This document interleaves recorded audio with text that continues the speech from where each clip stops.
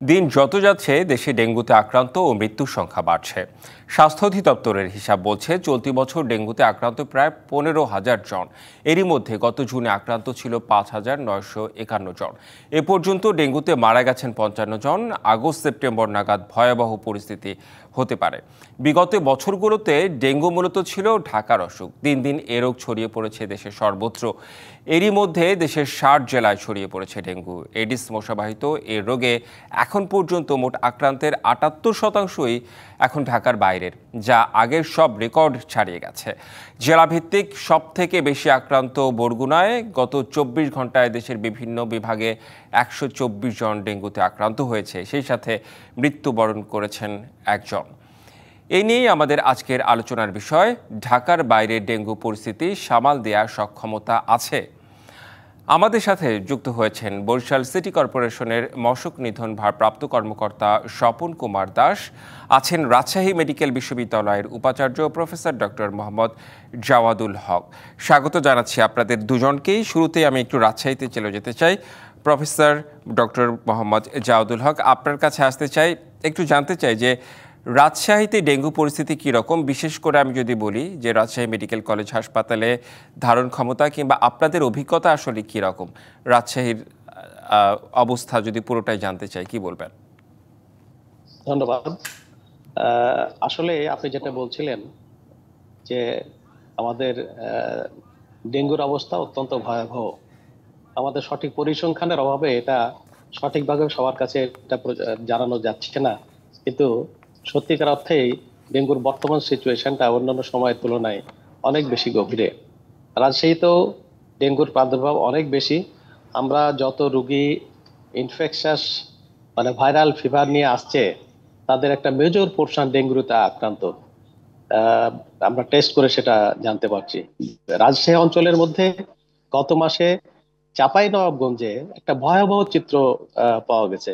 সেখানে দেখা গেছে যে এক পর্যায়ে আমাদের মনে হলো যে ভাইরাল ফিভার আক্রান্ত মানে এটা ডেঙ্গুতে আক্রান্ত। টেস্ট করলে ডেঙ্গু পজিটিভ চলে আসছে। এই পর্যায়ে সংক্রমণের হারটা এইভাবে ছড়িয়ে পড়ছে। আর এখন তো আর ডেঙ্গুটা আগে বলা হতো যে এটা শহর কেন্দ্রিক একটা ডিজিজ, শহরের মধ্যে সীমাবদ্ধ। এখন এই জিনিসটা একেবারে উল্টো হয়ে গেছে, এখন গ্রামে গঞ্জে ছড়িয়ে পড়ছে। এবং আহ, আপনার সর্বত্রই ডেঙ্গুর যে 4টা ভেরিয়েন্ট, 4টা ভেরিয়েন্টের মধ্যে 3টা ভেরিয়েন্টই খুবই সক্রিয়। এবং একটা রিমার্কেবল বিষয় হচ্ছে যে কেউ যদি একটা ভ্যারিয়েন্ট দিয়ে একবার আক্রান্ত হয়, তাহলে তার আর ডেঙ্গু হবে না এরকম আর উপায় নাই। কারণ অন্য একটা ভ্যারিয়েন্ট দিয়ে আবার সে আক্রান্ত হয়ে যাচ্ছে, যার ফলে একই ব্যক্তি কয়েকবার ডেঙ্গুতে আক্রান্ত হয়ে যাচ্ছে।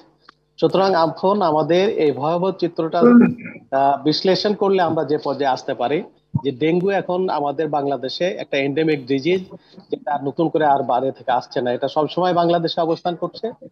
এখন আমাদের একমাত্র পরিত্রাণের উপায় ডেঙ্গুকে এটাকে প্রিভেন্ট করা, এবং প্রিভেনশনের জন্য আমরা পরিত্রাণের উপায় নিশ্চয়ই আসবো। আমি একটু সক্ষমতা জানতে চাই।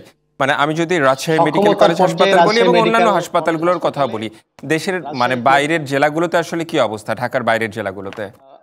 রাজশাহী মেডিকেল কলেজ হসপিটালে আমাদের ডেঙ্গু ওয়ার্ড আলাদা করা হয়েছে, যে ডে ওয়ার্ডকে ডেঙ্গু ডেজিগনেটেড করা হয়েছে। করোনার পাশাপাশি সেখানে ডেঙ্গু রোগী ভর্তি হচ্ছে।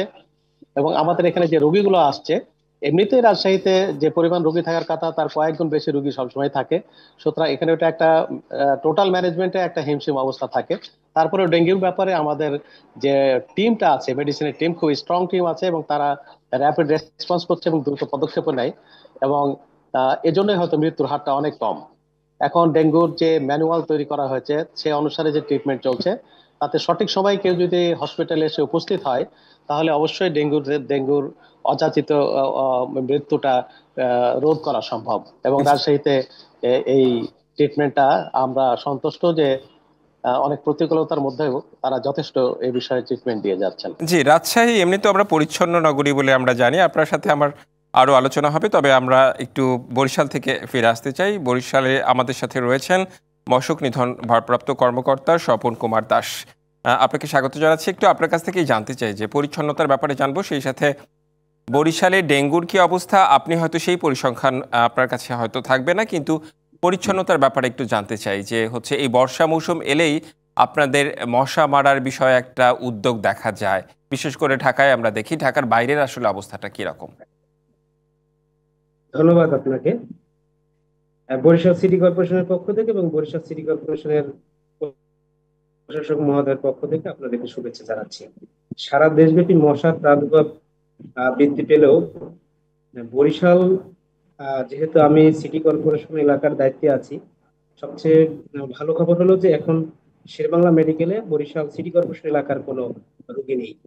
তো এইটা সম্ভব, আমরা সর্বোচ্চ চেষ্টা করেছি যে একটি মশক নিধন কার্যক্রমকে একটি সমন্বিত কাজের অংশ হিসেবে বরিশাল সিটি কর্পোরেশন প্রশাসক মহোদয় উনি নিজের তদারকি করে নেতৃত্ব দিয়ে এই কাজটি করাচ্ছেন।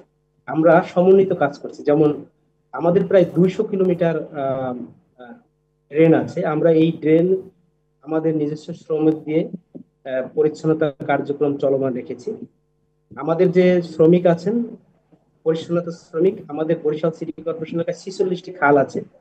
তার ভিতরে জেল খাল, লাকুটিয়া খাল, নলিত দাস খাল, মাটির কোল খাল, রুইয়া খাল, চৌমাথা খাল, নাদেন সড়ক খাল, জিয়া সড়ক খাল, দরগাবাড়ি খাল, নবগ্রাম খাল, কাশীপুর চৌমাথা বাইপাস সড়ক সহ সব এই সকল যেগুলো নাম উল্লেখ করেছি, আমরা ইতিপূর্বে প্রায় 3 মাস ধরে এই খালগুলো পরিচ্ছন্নতা কার্যক্রম চলমান রেখেছি। পর্যায়ক্রমে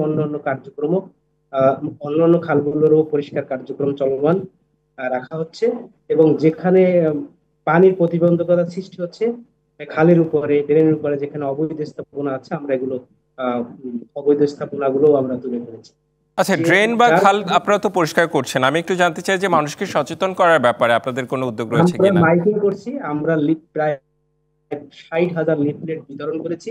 আমরা বাড়ির মালিককে, যেখানে মশা বাহিত মশার লার্ভা সৃষ্টি হতে পারে এমন মশার এমন বাড়িগুলোর মালিকদেরকে অনেকাংশে আমরা চিঠি দিয়েছি। আমরা ডাক্তারদের সমন্বিত ডাক্তারদের টিম এই কাজগুলো, আমাদের কাজগুলো তারা নিজেরা পরিদর্শন করছেন। এছাড়া বড় একটি বিষয় হলো যে আমাদের কীটতত্ত্ববিদ এবং ডাক্তারদের সমন্বয়ে তারা পরামর্শ দিয়েছে যে বরিশাল সিটি কর্পোরেশন এলাকায় যে মশার ওষুধটা আমরা সকালে লার্ভিসাইড এবং বিকালে অ্যাডাল্টিসাইড আমরা যেটা ব্যবহার করি, সেটা বহুদিন যাবৎ একই ওষুধ ব্যবহার করার ফলে এই মশার যে অভিযোজন ক্ষমতাটা বৃদ্ধি পেয়েছে। তো এদের সুপারিশ ছিল যে এই মশার ওষুধটা পরিবর্তন করার জন্য। তো প্রশাসক মহোদয় উনি সিদ্ধান্ত নিয়েছেন যে মশার ওষুধ গত মাসে যে পরিবর্তন করতে হবে, এবং পরবর্তীতে আমরা ওই ওষুধ পরিবর্তন করে এখন বাংলাদেশ নৌবাহিনী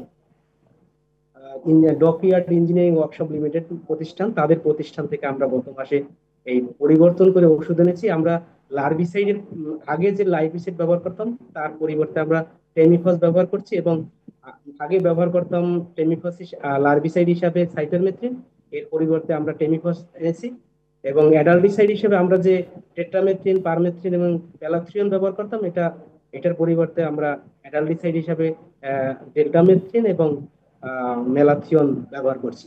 তো এই ওষুধটা আনার পরে, এবং আমাদের যে মশক শ্রমিকরা আছেন, আমাদের 43 জন মশক শ্রমিক আছেন, তারা সকাল 8:30 থেকে হ্যান্ড স্প্রে কার্যক্রম করে, এবং এই একই 46 জন আবার দুপুরের পরে 2:30 থেকে আবার সন্ধ্যা পর্যন্ত ফগিং এর কার্যক্রম করে। তারা দিনরাত পরিশ্রম করে যাচ্ছে। সিটি কর্পোরেশন তাদের টিম কাজ করে যাচ্ছে। খাল পরিষ্কারের কার্যক্রম চলমান রয়েছে, এবং এখানে আমাদের ড্রেন পরিষ্কারের কার্যক্রম চলমান রয়েছে। জি, আপনাদের কার্যক্রমের সার্বিক বিষয়ে আপনি বলছিলেন। আমার আরো বেশ কিছু প্রশ্ন রয়েছে আপনাদের দুজনের কাছেই, তবে আমাদের একটা বিরতিতে যেতে হবে। বিরতির পর ফিরে এসে আমরা আবারও আলোচনায় ফিরতে চাই। দেখছেন মানচিত্র, আলোচনা করছি ঢাকার বাইরের ডেঙ্গু পরিস্থিতি সামাল দেওয়ার সক্ষমতা নিয়ে। স্বাগত আরও একবার, দেখছেন মানচিত্র। আজ আলোচনা করছি ঢাকার বাইরের ডেঙ্গু পরিস্থিতি সামাল দেওয়ার সক্ষমতা আছে। আমাদের সাথে যুক্ত রয়েছেন বরিশাল সিটি কর্পোরেশনের মশক নিধন ভারপ্রাপ্ত কর্মকর্তা স্বপন কুমার দাস, আছেন রাজশাহী মেডিকেল বিশ্ববিদ্যালয়ের উপাচার্য প্রফেসর ডক্টর মোহাম্মদ জাওয়াদুল হক। বিরতির পর আবারও আপনাদের দুজনকেই স্বাগত জানাচ্ছি। আমি একটু চলে যেতে চাই প্রফেসর ডক্টর মোহাম্মদ জাওয়াদুল হক, আপনার কাছে। আমি একটু জানতে চাই যে আপনি যেটা বলছিলেন যে বিভিন্ন ধরনের ভেরিয়েন্ট, ডেঙ্গুর ধরন পরিবর্তন হচ্ছে, একটি বিষয় একটু জানতে চাই যে আগে এডিস মশা পরিষ্কার পানিতে, স্থির পানিতে হচ্ছে ডিম পারতো, এখন সব ধরনের পানিতেই ডিম পারে। এই বিষয়গুলো একটু ক্লিয়ার করবেন, একটু স্পষ্ট করবেন। জি, থ্যাংক ইউ। আমরা তো জানি যে ডেঙ্গুর এজেন্ট হচ্ছে এডিস মস্কুইটো। কিন্তু এডিস মস্কুইটোর অনেকগুলো স্পেসিস আছে, যেটা প্রথম দিকে আমাদের শহর পর্যায়ে সীমাবদ্ধ ছিল। সেটা সেই স্পেসিসটা ছিল এডিস অ্যালবোপিক্টাস।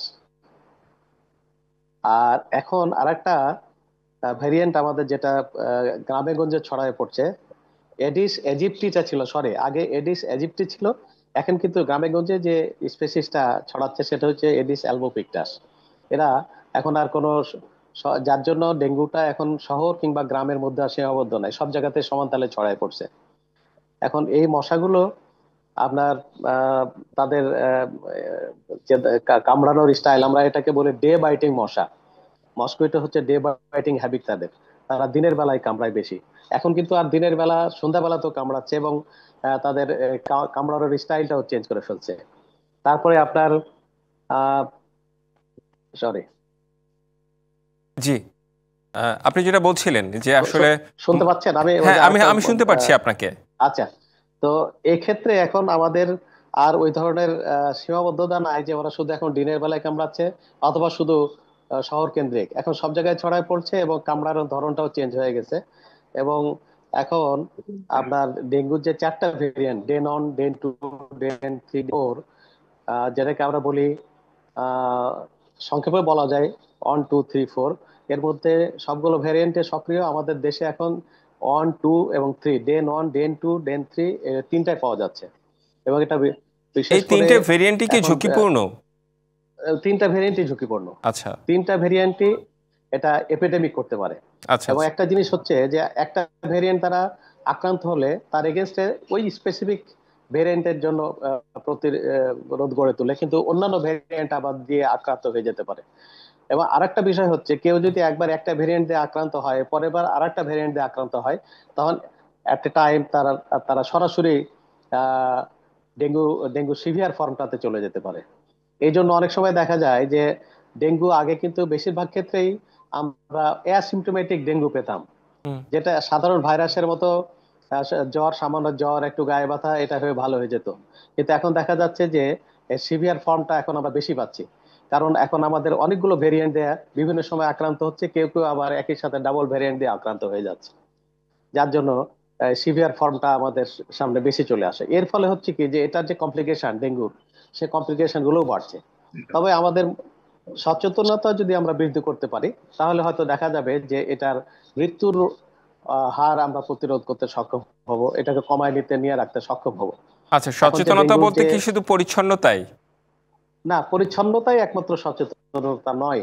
এখন হচ্ছে যে ডেঙ্গুর যদি আমরা ডায়াগনোসিস করে ফেলি, হুম। তাহলে পেশেন্ট এবং পেশেন্টের যারা গার্ডিয়ান অ্যাটেন্ডেন্ট, তাদেরকে এই বিষয়ে সচেতন হতে হবে যে তাকে রুটিন একটা চেক আপের মাধ্যমে মধ্যে থাকতে হবে।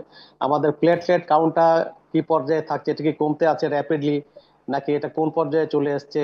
সেক্ষেত্রে এটার আহ, আহ, আপনার প্লেটলেটের কাউন্টের কত দ্রুত নেমে যাচ্ছে, এই সব বিষয়ের উপরে নির্ভর করবে তার চিকিৎসা পদ্ধতিটা বিভিন্ন সময় ভ্যারি করবে। কখনো তাকে ফ্লুইড লাগতে পারে, কখনো তাকে ব্লাড লাগতে পারে, কখনো তাকে কনসেন্ট্রেটেড ব্লাড সলিউশন লাগতে পারে। এগুলো নির্ভর করছে যে যদি রুটিন চেক আপের মধ্যে থাকে। আচ্ছা, অনেক আপনার কাছে সময় আমার মনে একটু করে সবশেষ মানুষ, প্রশ্ন, যে জ্বর নিয়ে গেলেই কি আপনারা অনেক সময় তো করোনাও হতে পারে, ডেঙ্গু হতে পারে, কিংবা যে কোনো ভাইরাল ফিভারই হতে পারে, টেস্ট তো শুরুতেই করা উচিত, পরামর্শ কি আপনার? টেস্ট শুরুতে করা উচিত।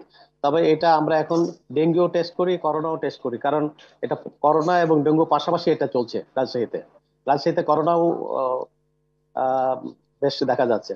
এবং রিসেন্টলি হয়তো আপনি হয়তো পত্রিকাতেও দেখেছেন যে আমি নিজেই এই গত কোরবানির ঈদের আগে করোনায় আমি আক্রান্ত হয়ে গেছিলাম। অবশ্য এটার ডিউরেশন খুব কম হচ্ছে এখন। এটার ম্যানিফেস্টেশনটাও খুব বেশি জটিল হচ্ছে না, কিন্তু করোনাও মানুষ আক্রান্ত হচ্ছে। জি, অর্থাৎ বিভিন্ন ধরনের জ্বরে আক্রান্ত হচ্ছে, তার মধ্যে ডেঙ্গু নিয়ে তো আমরা আলোচনা করছিলামই। ডেঙ্গু এবং জি, হ্যাঁ, আপনি বেশ কিছু পরামর্শও দিচ্ছিলেন, ধন্যবাদ আপনাকে। আমরা একটু চলে যেতে চাই বরিশাল। আছেন আমাদের সাথে স্বপন কুমার থ্যাংক ইউ। দাস। স্বপন কুমার দাস, আপনি পরিচ্ছন্নতার নানা বিষয় নিয়ে কথা বলছিলেন, ওষুধের বিষয় নিয়ে কথা বলছিলেন, যে ওষুধ পরিবর্তনের কথা। আমরা একটু নিজের আগ্রহ যে এই ওষুধগুলো দিয়ে মানে এডিস মশার মাধ্যমে তো আসলে ডেঙ্গু ছড়ায়, কিংবা আমি যদি সার্বিকভাবেই বলি যে পুরনো যে ওষুধগুলো এগুলো আসলে মশা নিধনের ক্ষেত্রে কতটুকু কার্যকরী ছিল, যদিও এখন নতুন ওষুধের কথা বলছেন আপনি। জি, আমাদের ধন্যবাদ। আমাদের বেশ কিছু বছর যাবতই রাল্ডিসাইড এবং লার্ভিসাইড যে ব্যবহার করা হতো, তো সেটার অভিযোজন ক্ষমতা এত বেশি বৃদ্ধি পেয়েছিল যে মশার, যে ওই ওষুধে ওই রকম ভাবে কাজ করতেছিল না। আমরা আমাদের শ্রমিকরা কাজ করতেছিল, পরিচ্ছন্নতা কাজ করতেছিল, কিন্তু যখন রেজাল্ট বরিশাল সিটি কর্পোরেশন পাচ্ছিল না সেভাবে, তখনই কর্তৃপক্ষ সিদ্ধান্ত নিল কীটতত্ত্ববিদের পরামর্শ এবং আমাদের যে স্বাস্থ্য বিভাগের পরামর্শ, যে এই ওষুধ পরিবর্তন করা উচিত। এবং প্রশাসক মহোদয় নিজেই এটা যোগাযোগ করেছেন ঢাকা উত্তর দক্ষিণে যে ওষুধটা ব্যবহার করে, তখন তাদের কাছে পরামর্শ নিয়ে যোগাযোগ করে পরবর্তীতে আমরা বাংলাদেশ নৌবাহিনীর প্রতিষ্ঠান ডকইয়ার্ড নারায়ণগঞ্জে, তাদের কাছ থেকে আমরা এই ওষুধটা, নতুন ওষুধ এনেছি। আমাদের এটা আনার পরে আমরা তো সমন্বিত ভাবে কাজ করেছি। আচ্ছা, আমাদের এই মনে নতুন হচ্ছে ওষুধ কি কার্যকরী? আপনারা কি এটা আমাদের আমাদের ব্যবহার কাছে করছেন? আমরা তো টেস্ট করেছি ঢাকার রোগতত্ত্ব ইনস্টিটিউট থেকে, এবং এই ওষুধের রেজাল্ট 98% দিচ্ছে আর কি, তারা পরীক্ষা করে। তো আচ্ছা, আমরা মাঠ পর্যায়েও পরীক্ষা করে দেখেছি যে আমরা তো মাঠে কাজ করি আসলে। আপনি দেখবেন যে আমরা যে ড্রেন পরিষ্কারের সাথে জি, আমরা কাজ করি। আপনি পরিচ্ছন্নতার কথা বলছিলেন, ওষুধের কথা বলছিলেন, সেই সাথে আমাদের সঙ্গে চিকিৎসক রয়েছেন রাজশাহী মেডিকেল বিশ্ববিদ্যালয়ের উপাচার্য, উনিও আসলে নানা রকম পরামর্শ আমাদের দিয়েছেন। আপনাদের দুজনকেই অনেক অনেক ধন্যবাদ। এই ছিল আজকের মানচিত্র। আগামীকাল অন্য কোনো বিষয়ে, অন্য কোনো এলাকার অতিথিদের নিয়ে হাজির হব। ডিবিসির সঙ্গেই থাকুন।